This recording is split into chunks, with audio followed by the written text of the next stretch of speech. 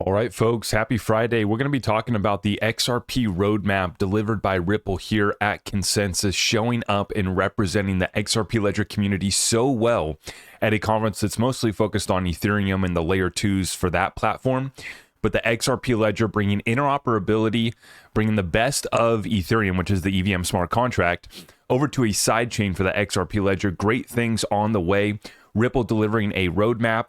We have David Schwartz, who took the stage yesterday, and then Brad Garlinghouse, who also followed up with an incredible presentation, as well as many members of the XRP community there as well. A huge shout out to you guys for representing so well. I want to get straight into this update though, but before I do, I want to mention everything is at my website, zachrector.com, for all of our community resources. To get in touch with me, to join our private group, zachrector.com. Let's roll.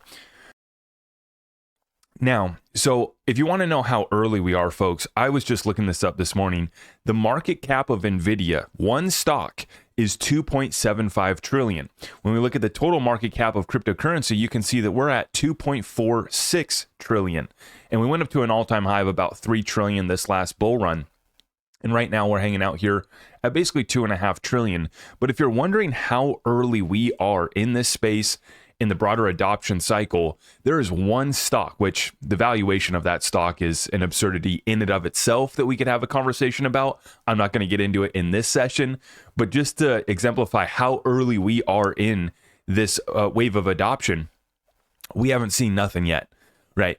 Our entire space is smaller than the largest stock here in the space. So once again, understand that we have to exercise some patience as we watch this roll out. There's a lot of distractions. There's a lot of Mickey Mouse activity, and that's all getting cleaned up right now. And Brad Garlinghouse underscored that in his presentation yesterday, reiterating that they're coming after this space for the stable coins, for Tether.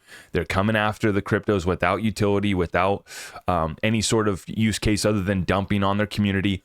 It's all coming, and the party is coming to an over. So if you're having a good time playing around and watching, I got my popcorn and I'm enjoying the meme coin sideshow that's taking place while everybody's distracted from the real utility wave that's coming, that's going to bring the institutional trillions in, right? If you want the institutional trillions in, I don't think that we sell it by selling them on the memes, but everybody does love a good meme.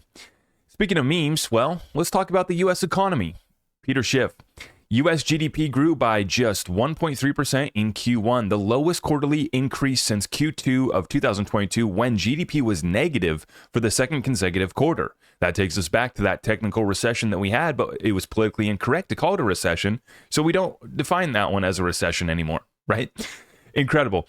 And so the initial reading came out at 1.6% Q1 GDP growth, and we noted at the time, wow, okay, big slowdown. It basically cut in half. Our growth rate has cut in half. Technically, are we still growing? Yeah, slightly. But as Peter Schiff notes right here, the GDP deflator was 3.1%. Since prices likely rose at twice that rate, real GDP was probably negative 1.8%. That explains Biden's low approval. And the GDP deflator, I had to look this up. I've heard the term before, but I looked up what it was. Basically, it's just GDP minus inflation. And that gives you, kind of the real growth rate of our economy, right? Because we have inflation. How much of that GDP is from just higher prices, higher inflation?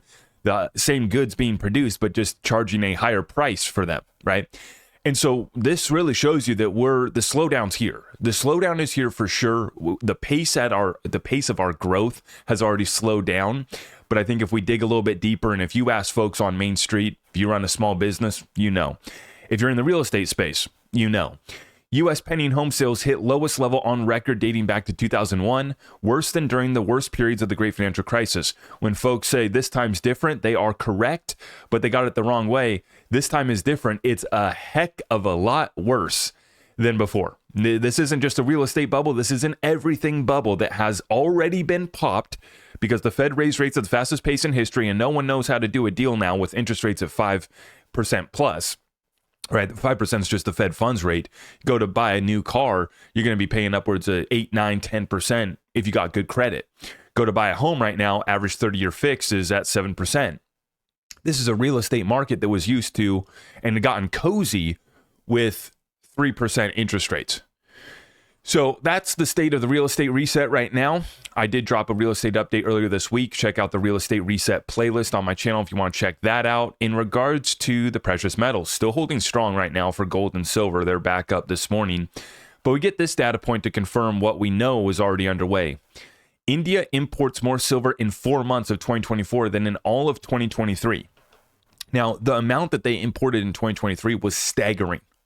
And the fact that they've done that in just 4 months now in 2024 shows you what is underway, which is they are absolutely draining the vaults. This is not a matter of playing around. This is not a game. This is so far past a meme. This is a matter of saving our country, saving, the value that we're producing, because these countries are producing real products. Their GDP is, already taken a hit. Most of these economies, their currencies have taken a hit, but they have real resources. And they're buying more of them with their hard-earned dollars. That's exemplified right here with the imports to India outpacing all of their imports of 2023 just in the last 4 months. If you guys are looking to drain the vaults with them, ZachRector.com. Now, crypto. Eleanor Terrett with the update from SEC Commissioner Hester Pierce announcing a proposal for a joint US-UK digital security sandbox, a special safe harbor where companies in both jurisdictions can safely experiment using blockchain technology for trading securities without fear of regulatory admonishment.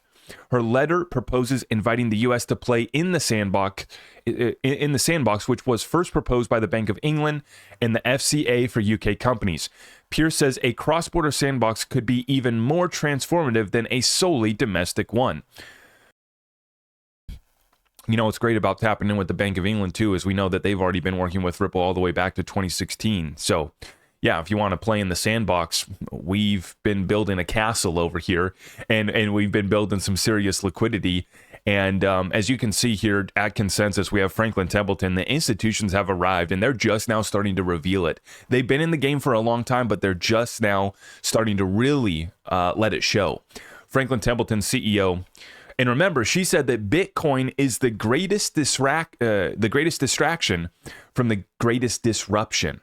Right? Basically saying that the technology here, the underlying technology, fantastic, going to change the world. But blockchain, Bitcoin distracting us from the main utility here.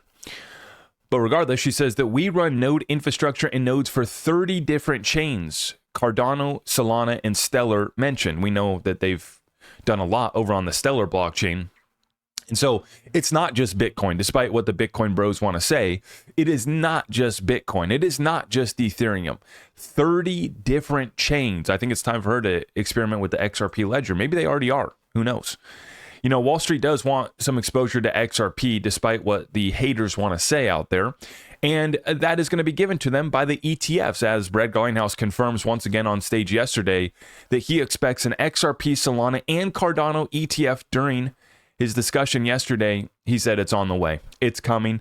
And I think the direct quote was, it's only a matter of time. So it's funny. When I say that there's going to be an XRP ETF, everybody gets all worked up. No, we're not going to have one. Nope, that's not what we need. Nope, that's not the main utility. I understand. I understand. There's ETFs for breakfast.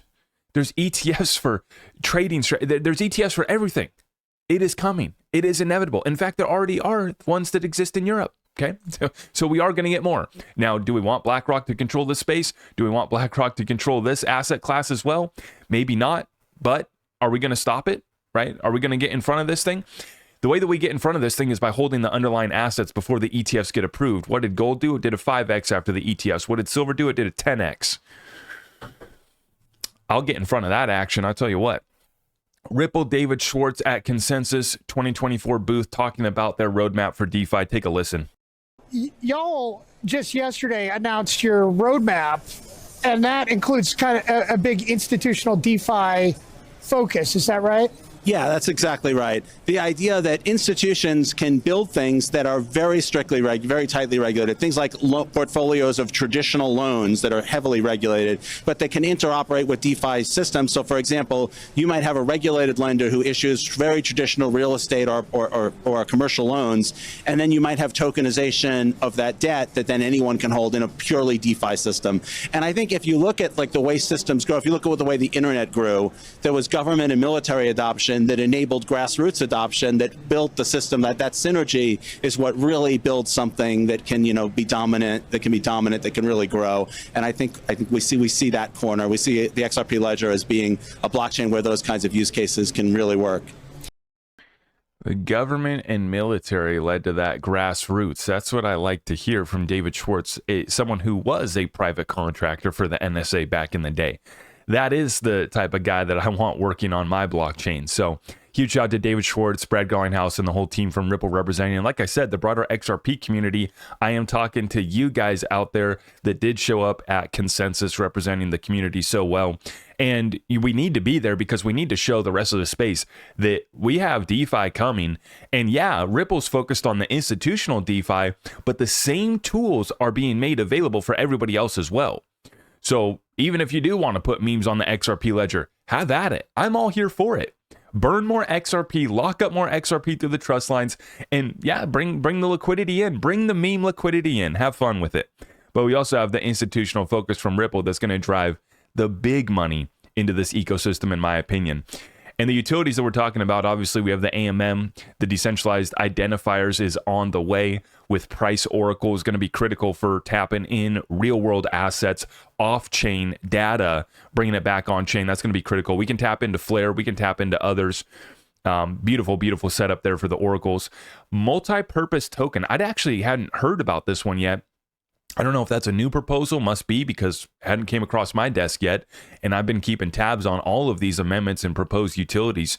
Big deal here to finish it off, the XRP Ledger native lending protocol. And so this is what we have to share with the rest of the space that literally doesn't even know that we have NFTs yet, let alone that we have an AMM that's a native layer 1 AMM. No layer 2, no smart contracts. It's funny, this whole space, smart contracts.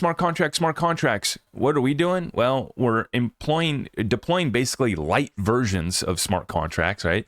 That basically are getting the function done, right? Do we have native smart contract functionality? No, but they write a little code, they do a little deal, and voila, we have AMM. Native layer 1 at the protocol level, completely decentralized, not a layer 2 choke point like Uniswap that's getting sued by the SEC right now. I absolutely love to see it. And like I said, these utilities that they're now selling in this roadmap of institutional DeFi that Ripple's focused on, the same utilities are there for little Joe Blow over here, hello, I'll tap into that AMM. I'll tap into that, Price Oracle is going to be critical. So there's so much momentum behind our community showing out once again at Consensus. This is what we love to see from Ripple and the broader XRP community. Well done. Let's keep applying pressure. John Dean has Elizabeth Warren shaking in her boots. This is the XRP go viral moment. And you already know the deal. You see what's happening in our country here in the United States of America. It's getting spicy. The people want truth and they want, the people want truth and they want accountability and they want justice. We've gone through, we've fought, and now we're setting the standard of how it gets done right in this space. It's a beautiful place to be. Now, if you guys appreciate this update, you guys know how you can help me out by tapping it, by smacking it, by sharing it out far and wide, heading over to my website, ZachRector.com, and supporting us through using our affiliates. It's the only way that we can keep doing this deal right here is through your support. So I appreciate you guys so much. I really do. And I will see you guys tomorrow. We're going to be having our Discord weekly call every single Saturday morning, 11:30 a.m. Eastern. And I have a very important topic that I'm going to be talking about tomorrow in regards to the setup that our cryptocurrency space is going through right now. It's going to be a good one. So I hope to see you there. I will see you guys in the next one. Have a great Friday. Thank you.